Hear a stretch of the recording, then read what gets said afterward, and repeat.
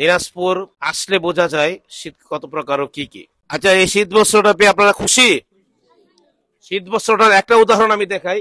আপনারা শীত বস্ত্র দেখছেন যে মানে উঠে, লুম উঠে।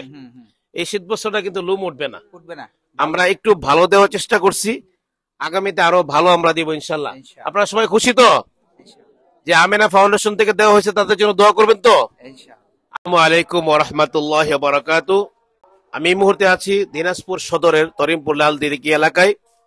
আজকে আমরা এখানে আমেনা ফাউন্ডেশনের পক্ষ থেকে এখানে যারা শীতার্ত মাদ্রাসার ছাত্র আছেন বা এলাকার যারা শীতার্ত ব্যক্তিরা আছেন, কিছু সংখ্যক মানুষের মধ্যে আমরা শীত বস্ত্র বিতরণ করেছি।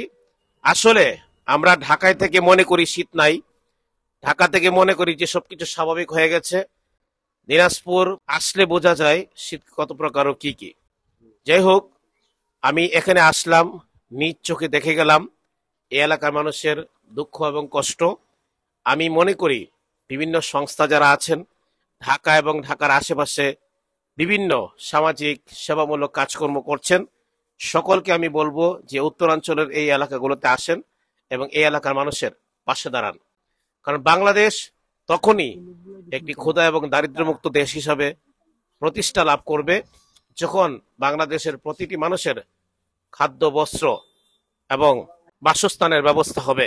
আমরা আমেনা ফাউন্ডেশনের পক্ষ থেকে আজকে এই কাজের সূচনা করলাম এবং আমেনা ফাউন্ডেশন পক্ষ থেকে আমরা আমাদের আরো যে মানবিক প্রকল্পগুলো আছে এই এলাকায় আমরা বিস্তার লাভ করব ইনশাল্লাহ। আর আজকের এই কাজের আমি কৃতজ্ঞতা বলি না, আমি ধন্যবাদ দিতে চাই আমার ছোট ভাই, অত্র এলাকার কৃতি সন্তান এবং অত্র এলাকার যিনি দিনী খেদমতের পাশাপাশি মানবিক কাজ করে যাচ্ছেন, মুফতি ফয়সাল রশিদি। ফয়সাল রশিদি 1 মিনিট কথা বলবেন, তারপরে আমরা একটা ছোট্ট মোনাজাতের মাধ্যমে শেষ করে দিব। আচ্ছা, এই শীত বস্ত্রটা পেয়ে আপনারা খুশি? শীত বস্ত্রটার একটা উদাহরণ আমি দেখাই। আপনারা শীত বস্ত্র দেখছেন যে মানে উঠে, লুম উঠে। এই শীত বস্ত্রটা কিন্তু লুম উঠবে না, উঠবে না। আমরা একটু ভালো দেওয়ার চেষ্টা করছি, আগামীতে আরো ভালো আমরা দিব ইনশাল্লাহ। আপনারা সবাই খুশি তো? যে আমেনা ফাউন্ডেশন থেকে দেওয়া হয়েছে তাদের জন্য দোয়া করবেন তো? আমরা যেন আরো বেশি বেশি আপনাদের এখানে আসতে পারি, আমাদের জন্য দোয়া করবেন। আল্লাহ তাআলা আপনাদের ভালো রাখুন। আমাদের এখানে অনেকে এখানে মার বয়সী আছেন, দাদির বয়সী আছেন বা ছোট শিশুরা আছে, আপনাদের জন্য দোয়া রইল, আপনারা আমাদের জন্য দোয়া করবেন। আসসালামু আলাইকুম ওয়া রাহমাতুল্লাহি ওয়া বারাকাতুহু।